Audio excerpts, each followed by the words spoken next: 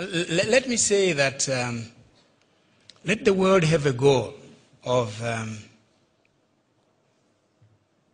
looking at Africa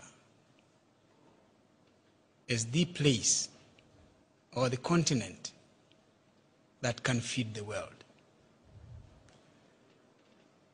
Right now, as I said, land is there, climate is conducive, water is available.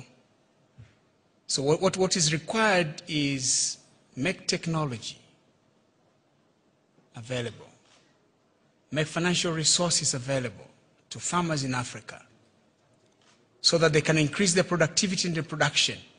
They'll be able to feed themselves and they'll be able to feed the world. If at the moment a farmer in Africa produces for 2 people, food to feed 2 people, while the farmer in Europe produces to feed 130 people, just imagine if you can also augment that capacity in Africa, also to be able to feed the 130 people.